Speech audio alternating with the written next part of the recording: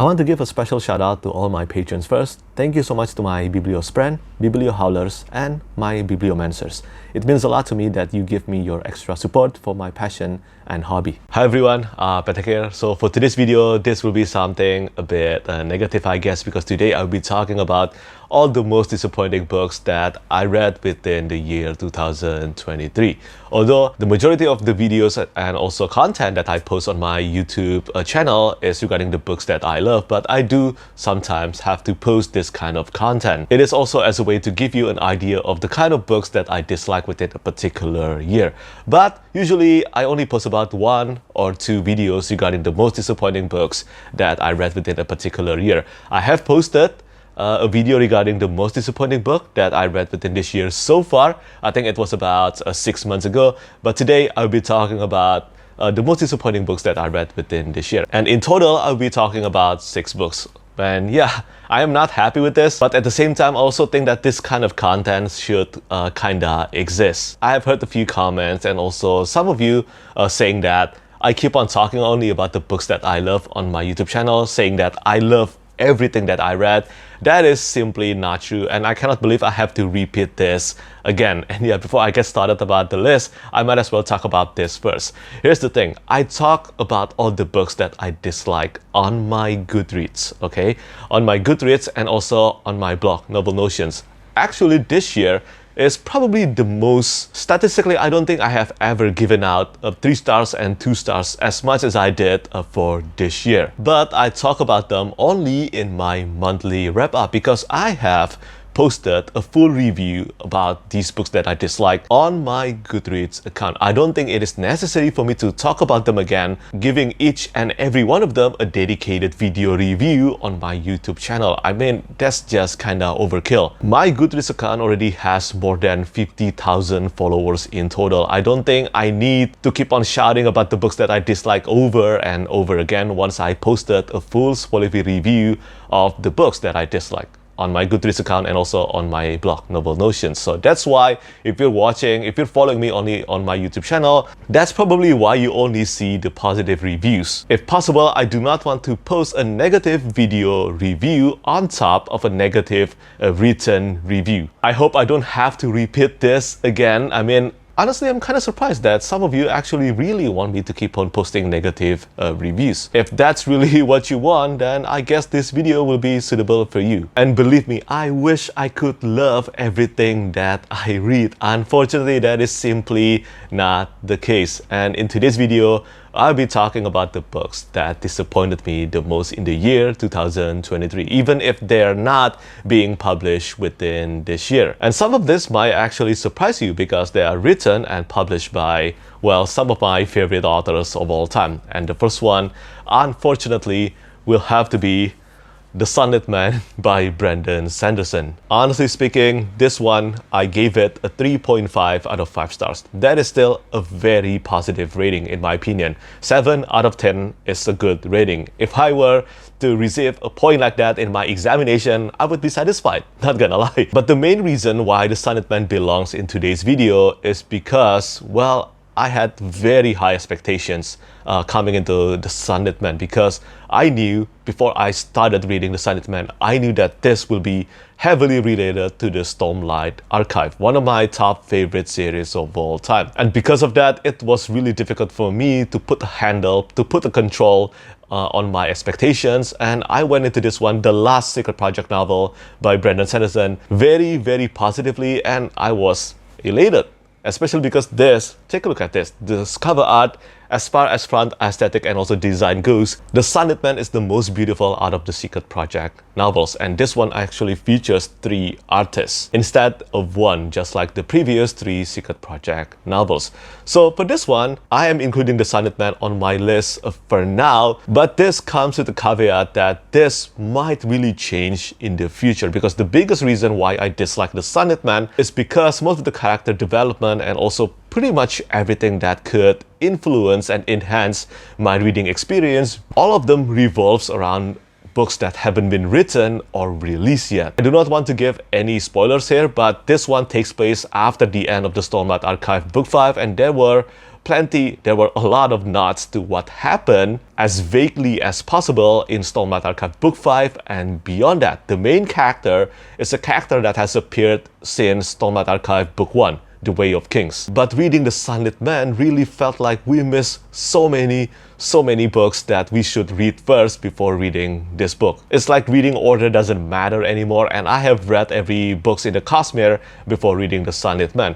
Plus, well, this has always been experimental because the 4 Secret Project novels is definitely Sanderson, well, doing some experiments. They are not similar to the standard Cosmere novels. And even though this one is supposed to be the most similar to the standard Cosmere novel in terms of writing style and also narrative-wise, but it is still experimental. This one is insanely action-packed. Almost the entire book is pretty much action and battle sequence, and because I couldn't really connect with the characters due to the missing development that I haven't read in the books that haven't been released or written yet, all of these actions, world building ended up becoming something that was cool, but it did not feel as compelling as I usually read from Brandon Sanderson's books, especially in the Stormlight Archive and Cosmere universe. So for now, The Sunlit Man is in my list of most disappointing books I read this year, but I think in the future, once I read more books like the Stormlight Archive Book 5 and also unreleased Cosmere books, I think I will end up enjoying The Sunlit Man so much more. It did a great job in increasing my expectation and anticipation towards Stormlight Archive Book 5 and also more books in the Cosmere. But for now, although I'm giving this a 3 or 3.5 stars rating due to the artworks and amazing design production, but yeah, for now, The Sunlit Man definitely is a disappointing reading experience for me. I consider The Sunlit Man to be the weakest Brandon Sanderson's novel in the Cosmere universe. But the next one, not counting novellas, short stories, or novelettes, well, the next one is the weakest novel by Brandon Sanderson, in my opinion, and it is again a part of the Secret Project novel. It is the second Secret Project novel, The Frugal Wizard's Handbook for Surviving Medieval England. Honestly though, this one did not disappoint me as much as The Sunlit Man because entering into this one, I already had kind of a low expectations because Sanderson has mentioned, and pretty much everyone has mentioned, that this one doesn't take place in the Cosmere universe. It is a one-off standalone novel, and also it is definitely the most experimental one out of all the 4 Secret Project novels. I'm giving this one, I think, a 3 stars rating, or maybe it was a 2.5 stars rating, I kind of forgot, but the artworks and the design for the Frugal Wizards definitely enhanced my reading experience. Steve Argyle, the artist behind the Frugal Wizards, definitely did such an excellent job in everything that he did. The artwork inside is gorgeous, it is beautiful, and it is definitely a part of the reading experience. And because of that, the Frugal Wizard became something more enjoyable than it should be, because without all these artworks, I think my rating for this book would decrease even more. It definitely was not for me. Although this is a one-off standalone novel, it also feels like it is a start of a new universe created by Brandon Sanderson. And if that were indeed the case, then I can understand the narrative and also all the world building and hints given in the Frugal Wizard. But at this moment, I don't think there is any plan to actually elaborate or write more books in the universe as the Frugal Wizard. No idea whether Brandon Sanderson will actually do that in the future, but for now, I don't think he has any plan on it. Although I have included 2 of the Secret Project novels, do know that Brandon Sanderson is one of my favorite authors, and you will see me talking about how much I love Trash of the Emerald Sea and also Yumi and the Nightmare Painter in my list of best books of 2023. I guess that's kind of like a spoiler alert for that video, but well, come on, if you have been following my channel, you know those 2 books will appear in the best books of 2023. But due to the nature of the experimental side of Brandon Sanderson, of course, not all the Secret Project novels will click with me. Unfortunately, The Sunlit Man for now and also The Frugal Wizard did not click with me. And moving on to the next 2 books, I will just talk about them at once, but these are, well, they are both part of the slog portions of the Wheel of Time. Yeah, I am talking about book number 7 and also book number 8 of the Wheel of Time. The Crown of Swords and also the Path of Daggers. Let's talk about A Crown of Swords first. So A Crown of Swords is the 7th book in the Wheel of Time series, and I knew when I was going to start this one, I knew, well, pretty much everyone who started reading the Wheel of Time now knew that book number 7 or book number 8 until book number 10 are the slog portions of the Wheel of Time. Usually people differ regarding their opinions, whether it starts from book 7 or book number 8. But for me, it definitely started from book number 7. I think for me, A Crown of Swords definitely has more disadvantage compared to the Path of Daggers, because Lord of Chaos is my favorite book in the Wheel of Time series so far. I think that book was amazing, and it's kind of a shame that A Crown of Swords is the next book after that. Even knowing that this is the beginning of the slog portions did not help. It was insanely slow and there were so many infuriating parts. It was also the beginning of the Bowl of the Wind storyline. Overall, it really felt like this book could have been cut off. So many parts of this book could have been cut off, and it would not actually affect, well, it would increase my reading enjoyment of A Crown of Swords. This novel actually took me more than a month to actually finish. That is the longest I ever spent on reading a single book. The longest. I have never spent more than 2 weeks on reading a single book. But A Crown of Swords did that for me because it was just so boring. Talking and thinking about what happened in the book now, I think I only remember the infuriating parts. If you ask me what were the most engaging part of it, I honestly do not remember. Probably the end of the book, but that's it. But there is a silver lining behind this. Due to the experience of reading A Crown of Swords, I felt more prepared when I was going to read The Path of Daggers, the 8th book in the series. And also, The Path of Daggers is one of the shortest books in the entire series, so that kind of helps with my reading experience. It did not feel as slow or as long as A Crown of Swords. But for A Path of Daggers, surprisingly, it wasn't all bad. It's still disappointing compared to the Fires of Heaven and also Lord of Chaos. But when it comes to The Path of Daggers, I struggled with the first half of the book, but surprisingly, I really enjoyed reading the second half of it. So the second half consists of mostly, if I remember correctly, Egwene and also Rand al'Thor's chapters.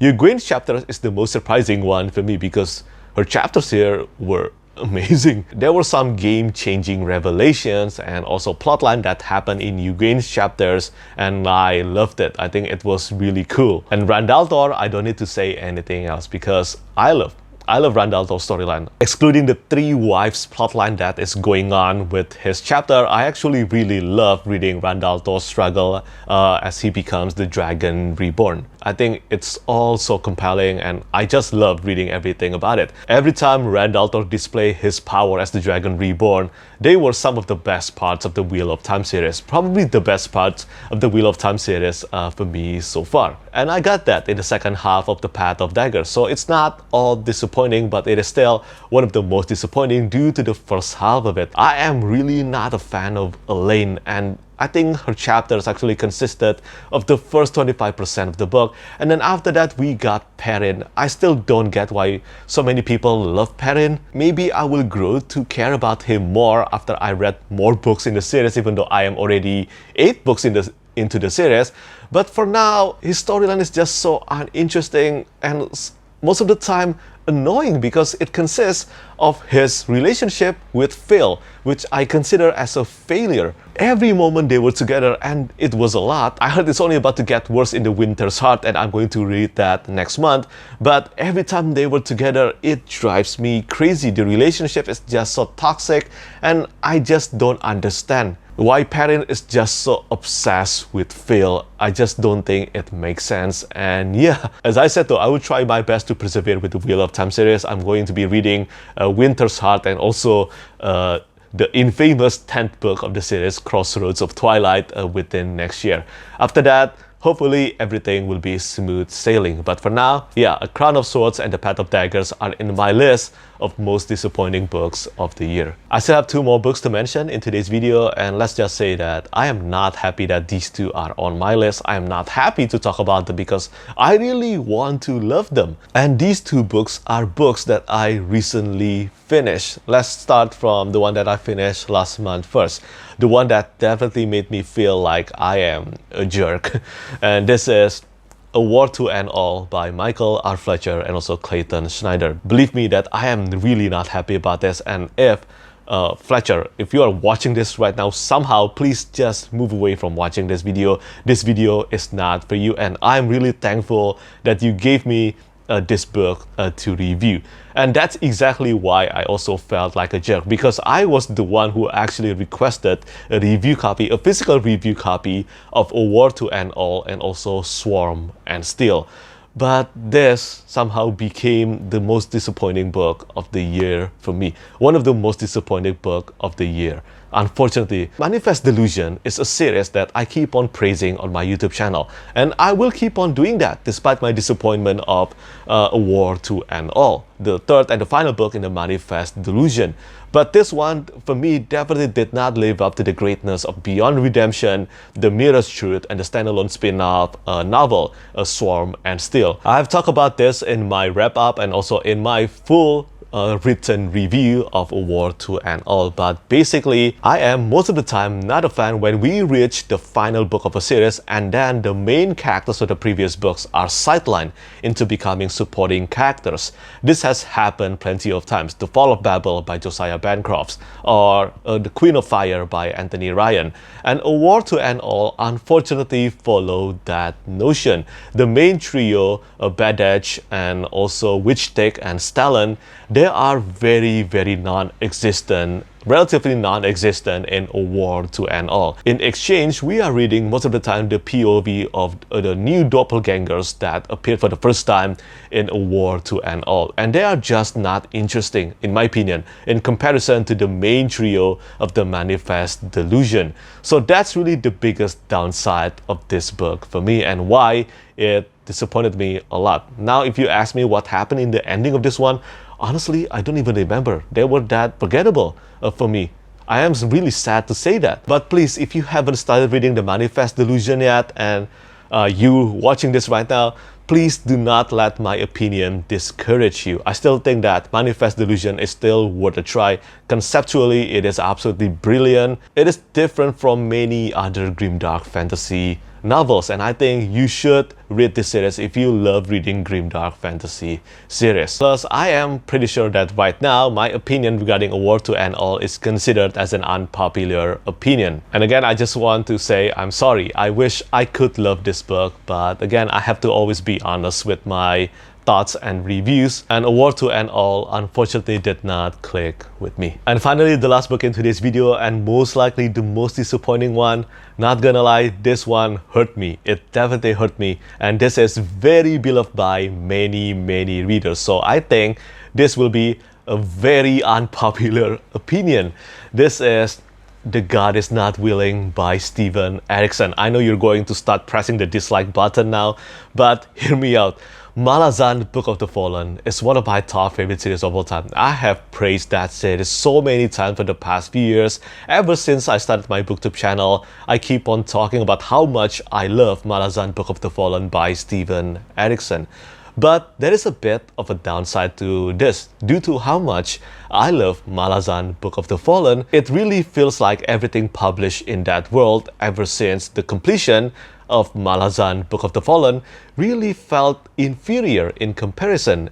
And this means the Karkanas trilogy as well. I gave Forge of Darkness, the first book in the Karkanas trilogy, a 3 stars. I haven't finished reading The Fall of Light. I think I have made it to about 40% of the book, and I ended up putting it down because I just did not feel like I was really compelled by the narrative, and also thinking that the 3rd book, Walk in Shadows, was nowhere in sight yet. I don't think there is any release date for the 3rd and the final book in the Karkanas trilogy yet as of now. But because of that, it was really difficult for me to push myself reading through The Fall of Light. And the same notion is kinda applicable to The God Is Not Willing. This is the first book in the Witness trilogy, the sequel series to the Malazan Book of the Fallen, and it is meant to be the most accessible entry, one of the most accessible entry into the world of the Malazan Empire. But reading this book is about 190,000 words long. It is only about 400 pages long in the hardcover format. So it is even shorter compared to Gardens of the Moon, the first book in Malazan Book of the Fallen. But this took me 2 weeks of reading to finish. I have mentioned this many times, but I think the greatness of the book can be measured by how compelled and how much I always want to continue reading, meaning that I can start and finish the book sooner than I expected. For example, Told the Hounds, the 8th book in the Malazan Book of the Fallen. It is the biggest book in the entire series. It is, I think, about or almost 400,000 words long. I finished that book in 6 days. I couldn't put it down. I just loved it very much. And that happens to a lot of books in the Malazan Book of the Fallen, but it did not happen with The God Is Not Willing, even though this is supposed to be the most accessible and the most streamlined of the entire Malazan books. It only features a few POV characters, but at the same time,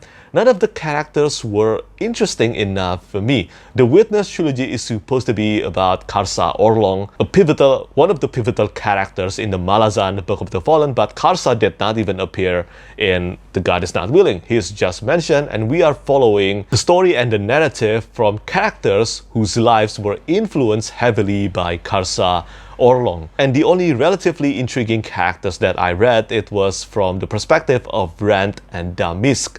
Unfortunately, the POV chapters from the group of the Malazan Empire ended up becoming the weakest part of the book for me, even though it shouldn't be the case based on how much I love Malazan Book of the Fallen, but unfortunately it was in The God Is Not Willing. I actually just finished this book a few hours ago, and not gonna lie, I did end up skimming some pages after I reached about 70% of the book. And yeah, this one currently has an average rating of 4.6 on Goodreads. So yeah, this is certainly a very unpopular opinion, and I am not happy about it. I wish I could love this one just like how much I love many books in the Malazan Book of the Fallen, but then again, unfortunately, that is not the case, and it pains me to say so. I have a feeling it is time for me to admit that every books outside of the 10 books main series, I think it is time for me to admit they are not for me. For now anyway, who knows, maybe if I ended up doing a full second read of Malazan Book of the Fallen,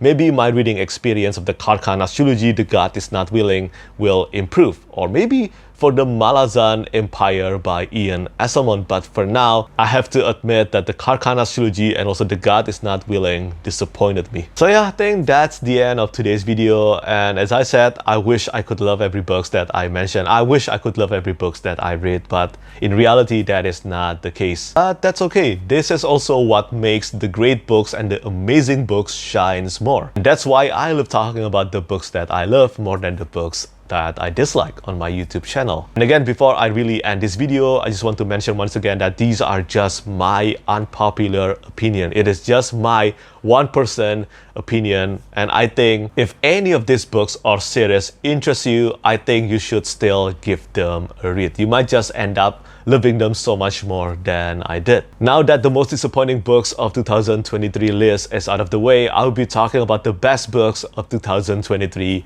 next week. I hope you will tune in to that. But yeah, I think that's pretty much it for me today. Do let me know what you think about these books that I mentioned. And as always, thank you so much for watching, and thank you for your support. Bye bye. Lastly, I want to say thank you so much once again to all my patrons who keep on supporting me.